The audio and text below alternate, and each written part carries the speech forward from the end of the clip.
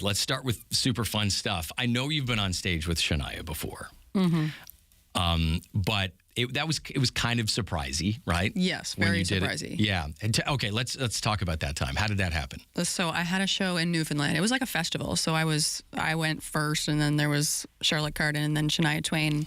And you don't always get to meet the headliner. Right? Yeah, especially I know. when Some they're people Shania Twain. and some people say I opened for Shania. Well, yeah, okay, you were sharing a stage at a festival with Shania. Yeah, it wasn't a proper Shania date. Yeah. So it was a festival, but I was like, I heard that shouldn't really meet a lot of people.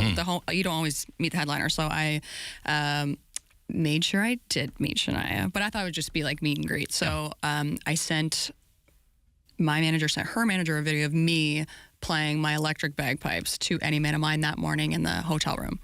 And so they loved it, sent it to Shania, and she loved it, and then she invited me to come up on stage with her, but she's very spontaneous. So they said, we have no idea what she's going to do once you're up there. You're like, great. I'm like, can I at least know what key you play Any Man of Mine in? Because the bagpipe needs to change to the right key, and not everybody plays it in album key. They're like, no, don't worry, like, you're not actually going to play the song. So then I started playing Any Man of Mine on stage with her, and then the band all came in. I didn't hear the click that like they were ready to come in as soon as I finished the first lick, and they all came in a different key. They did? Yes. So then Shania was like, go backstage and figure out what key we're playing. So then I had to run backstage. I had to tell them, like, backstage, take it out of front of house, mute it so that I could figure out what key it is. She told you that on stage? Go backstage and figure it out? Yeah. Oh, my God. And come back. Oh, my God. So then I figured it out, and then there's a key change in the song. Yeah. So then I was like, oh, God, I got to figure that out, too. And thankfully, I ran. I'm like, I'm not ruining this one moment that I have with Shania Twain. So ran back out, played that last little bit with them, and then she was like, let's do a duet. Yeah. And I'm like, so we're just going to write a duet, like, on the spot. So thankfully, I was like, okay, I have the song. The Whiskey's Gone. It's super easy, super repetitive. It was great. I saw the video. It's so good. Good. Did you? So you thought about that in the moment? Let's do that song? Yeah, because I'm like, I can do that easier than write a song with you on stage in front of all these people. Oh, okay. So, Bruce Springsteen, famous for like calling audibles when he's on stage, and the set list is never the same, but his band play. I mean, you're up there on stage with Shania, and she's calling audibles like Bruce Springsteen and asking you to like figure out key changes. Good thing you're a musician. Yeah, that helps. Oh my God, that's terrible. So after you get off stage and it's all happened, and your heart rate maybe comes back to resting. Did you realize that? Do you remember it, or was it out of body? What was that like? No, I do remember it for sure, and we have the video to prove it. I've watched the video a couple times. You don't look terrified. You do not look panicky. I'm pretty good at masking my terror. At this point, living a life of performance anxiety, I know how to like fake it till I make it, basically. Oh my God, I guess you have to, right? Yes. Just make sure the audience doesn't feel uncomfortable, no matter how uncomfortable you are. Yeah, exactly. I'm dying inside, but as long as you're having a good time, that's great. Yeah. But after is obviously I got to enjoy it, but the best part was hanging out with Shania until 4 a.m. Come on. Yes. She just had done like a 3-date run in Newfoundland, so she could finally relax. And she had her backstage area with all the trailers, and Lindsay Ell was there, Charlotte Cardin was there, everybody was backstage, and we were just drinking and having a good time. Till 4 a.m. Yeah, I think it was 4. You'd think after all of that, and after her life and everything like that, and how busy she is and how she likes to work spontaneously, that she might be a little burnt out, but she was just happy and wanted to hang. She was awesome. Yeah, her husband was there. The doggies were running around. Yeah. She was drinking her champagne. I was drinking my wine, and I was asking her every possible question. And she was cool with that? She's like, dig, go ahead? She could have kicked me out if she wanted to, if I was being too intrusive. But I was asking her, like, taxes questions, like, because obviously she's an international star, and I just moved to America, and this is my first time working with like new people, management. You're getting financial advice from Shania Twain. Yes, this I like. She does live in Switzerland. Yeah, she does live in Switzerland, but she's like, you need a Canadian business manager because of the whole tax thing. Yeah. And so I literally took every piece of advice she told me.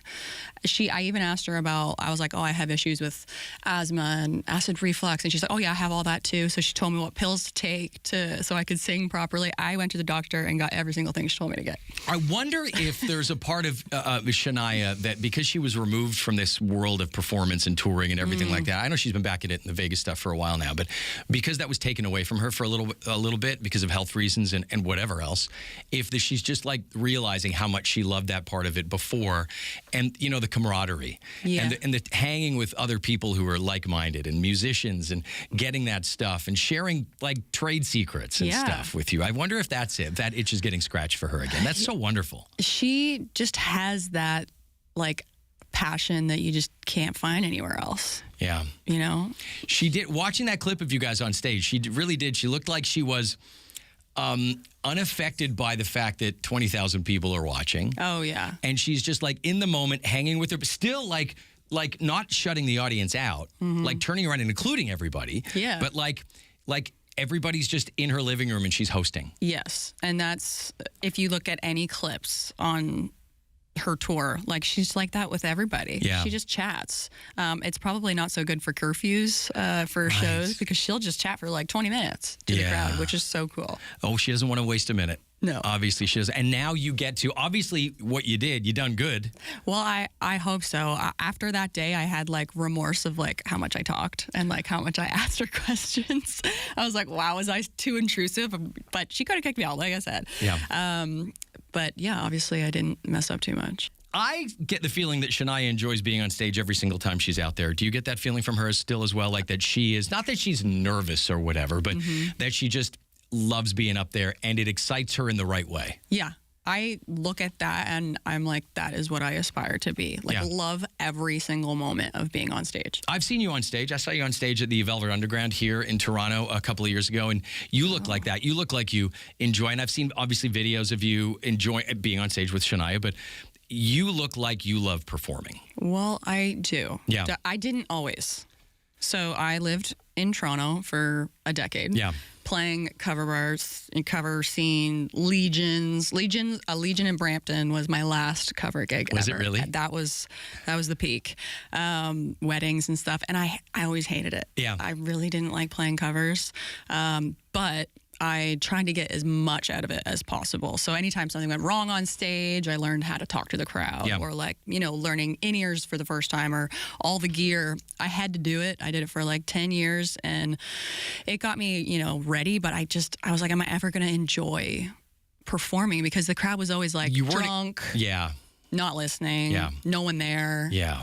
And I think they call that paying your dues a little bit, right? I mean, it falls under that category. So, like, you never got excited about that thing. It was kind of like, I got to go to work. Yeah. Yeah. And then once it turns into work, you don't like it. But my husband, he was a touring drummer forever. And he's like, I swear to God, once you do shows where people know your music, they're there for you, they're singing your lyrics back, that is when you get addicted.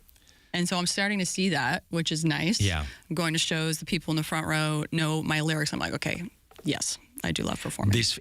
It's night and day from the cover at the Legion where nobody's listening to you because they're sauced. Correct. Yeah. Is it night and day, like a completely different thing, right? Yeah, it is. But yeah, I needed it, obviously, to get my chops up. Yeah.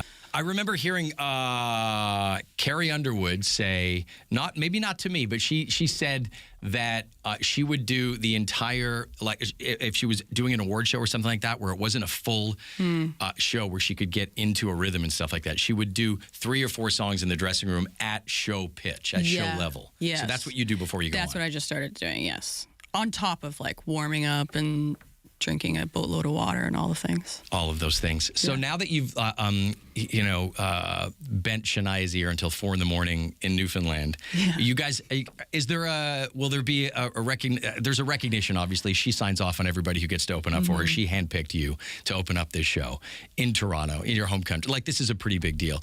Is there a kinship there with Shania now? I don't know. I'm always going to think that she's not going to know who I am. So if she has any slight idea who I am, I'm going to be like, oh my God, we're best friends. Give me your number, girl.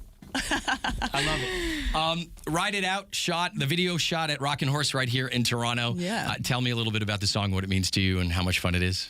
Well, I had my first bagpipe country music song, The Whiskey's Gone Out, like a few years ago, and people had been asking for more bagpipe music, which is a very weird sentence. By the way, to have. no. Born in Edinburgh, Scotland. You're talking to a guy who's born in Edinburgh, Scotland here. I'm always asking people for more bagpipe music. All right. Well, here you go. This is my second song of giving the people what they want, more bagpipes.